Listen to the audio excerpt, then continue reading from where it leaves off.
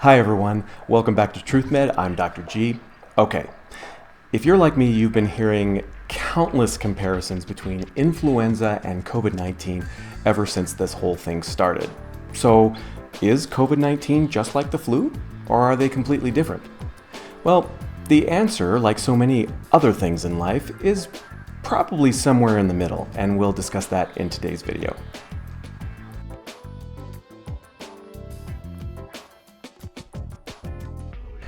Okay, at least in the medical world, the comparison between COVID-19 and influenza has been never ending. And in the non-medical world, I've been hearing a lot about it also.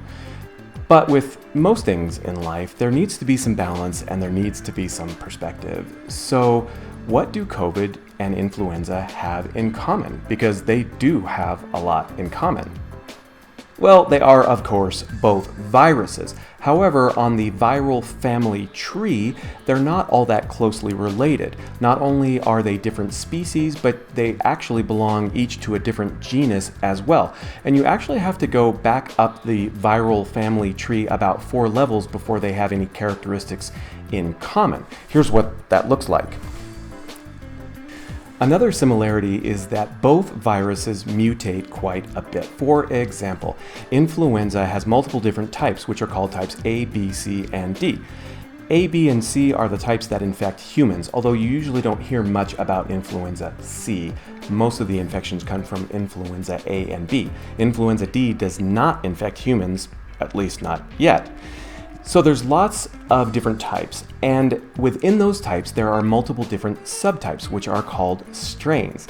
Basically, anytime a new mutation occurs, or at least a viable mutation occurs within influenza's genetic structure, a new strain is created. So over time with evolution, you get a lot of these guys, and each one of them is able to infect us a little bit better or a little bit worse, depending on certain conditions. With COVID-19, how much mutations play a role is still a little bit unclear, but mutations do appear to occur a fair bit with COVID-19, but probably not as much as influenza, which is a good thing. COVID-19 is an RNA virus, which influenza is also another similarity, and RNA viruses generally have more mutations or a higher mutation rate than their DNA virus counterparts. This is because DNA viruses have evolved specialized proteins that help them to repair mistakes when they are made in the genetic code. RNA viruses do not have this, and so mutation rates end up being higher. And COVID-19 and influenza have this in common. So what else do COVID and influenza have in common? Well, they both cause a syndrome that is characterized primarily by fever, cough, shortness of breath, and myalgias. Myalgias are basically muscle aches. Both of them can cause a viral pneumonia. Both of them can kill you.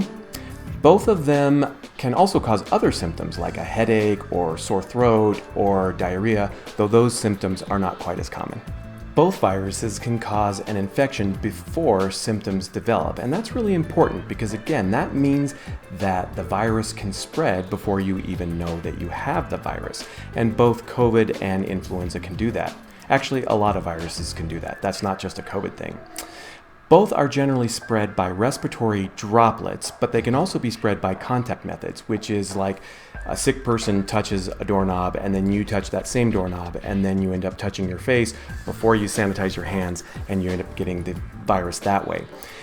Both, under certain conditions, can also aerosolize and spread via an airborne method, which has been sort of a controversial topic, and the World Health Organization is currently looking at revising its statements about the airborneness of COVID-19, because the data does show that under certain conditions, it clearly can aerosolize and become airborne.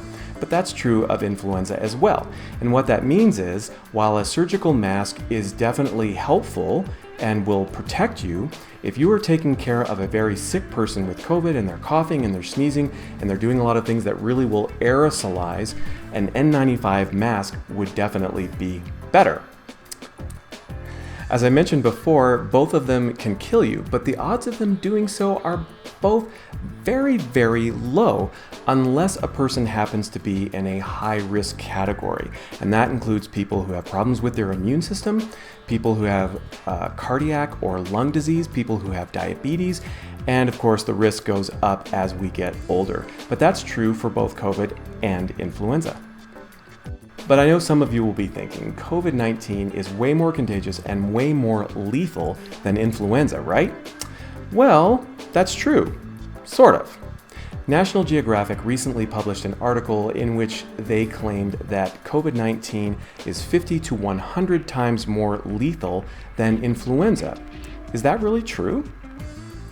Well, as of right now, there have been about 130,000 deaths in the United States due to COVID-19, which happens to be one of the worst countries in the world as far as COVID infection rates goes, as far as COVID deaths goes, and as far as our overall response to the COVID pandemic. Sorry, US, but it is so true. We have not been very good at this. No wonder the European countries don't want to invite us to their parties anymore. But 130,000, as staggering as that number is only about 4 times as many deaths as influenza causes in the average year.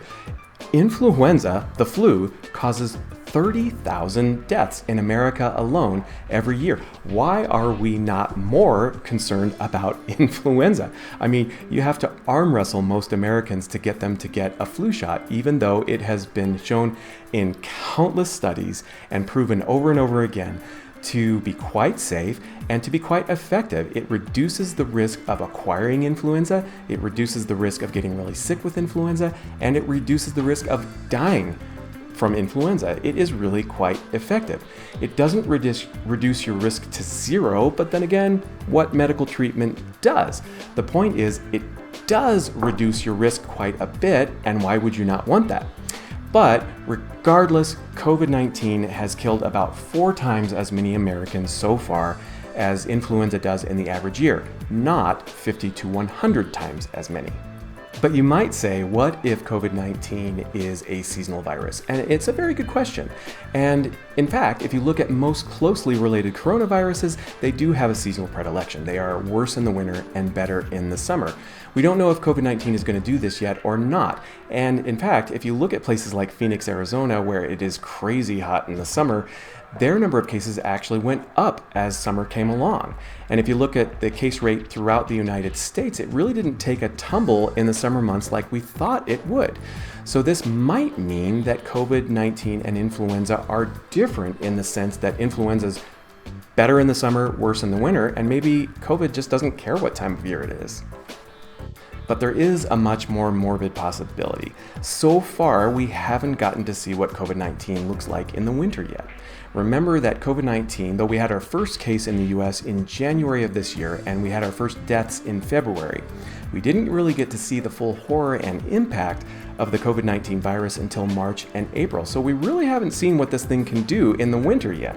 What if COVID-19 is actually playing nice with us during the summer months and it will be that much worse in the winter? Sobering thought, but actually likely to be true. And if that's the case, then COVID-19 and influenza have another thing in common. They both are seasonal viruses. I certainly hope that is not the case, but I'm worried that it will be. Also, you have to consider that we haven't seen the full impact of COVID-19 this year yet. Remember that our first deaths were in February, so those 130,000 deaths that we have seen in the US so far have just occurred in the 5 months between February and now. We still have 6 months to go in this calendar year, and even then that's not counting January. And guess which month influenza has the most deaths in? You guessed it, it's January. Actually, it's February, but January is really close, so this could get a whole lot worse. Those numbers are going to go up. So again, we do see a lot of similarities between COVID and influenza, but it certainly does appear right now that COVID-19 is more lethal than influenza.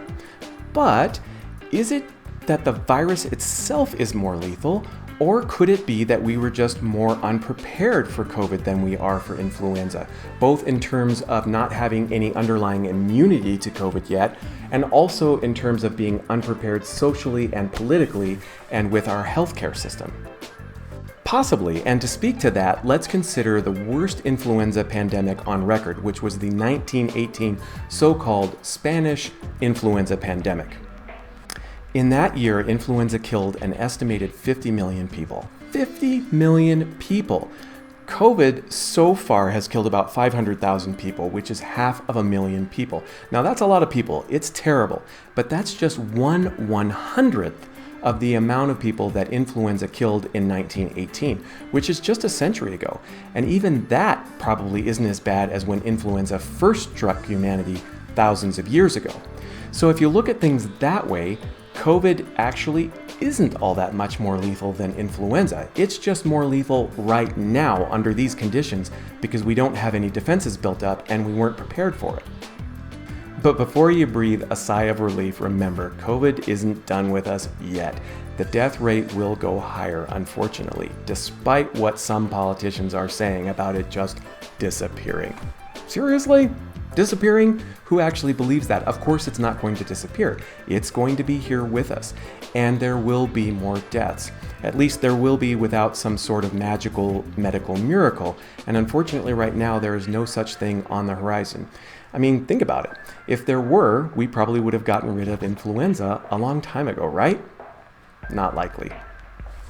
So, if you look at it objectively, COVID and influenza have far more in common than it seems at first glance, and they have far more similarities than they have differences. So if you were one of those people who have been saying all along that COVID is just like influenza, you were right. Sort of. But there are a few key differences. For example, the speed of transmission of influenza is a bit faster than COVID. Specifically, the incubation period for COVID is about 5 days on average, and for influenza, it's more like 3. This means that influenza will spread, on average, much more quickly than COVID will. And again, the mortality rate for COVID is quite a bit higher than it is for influenza right now. But if you take into consideration all the factors that we just discussed, the fact that it is brand new, the fact that we have no treatments for COVID, whereas we do for influenza, the fact that we have no vaccine, the fact that we have no defenses, no immunity levels, then the true difference in mortality between COVID and influenza is probably not near as big as it seems right now. Or in other words, as we go along and time goes on and we as a species become more comfortable with COVID, as our defense levels get higher, as our treatment arsenal gets bigger, as our vaccines and our immunity levels get higher, the mortality rate from COVID is likely to drop significantly in the coming years, which is something to look forward to. And in the end, it may end up being very much like influenza. But for now, COVID remains a real bugger. So remember, stay safe out there, and if you see someone who happens to be wearing a mask or trying to keep a little distance, don't give them a hard time, okay? It really does help. It makes a difference. In fact, you might consider wearing one yourself. All right, guys, that's it for now. If you have any comments or questions, please leave them in the comments section below and I'll try to get to them. If you liked this video or if you found it in any way helpful, please remember to like it or subscribe or share it with your friends. I would really appreciate it. And until next time, remember, every day, try to find a way to make the world a better place. I'll see you soon.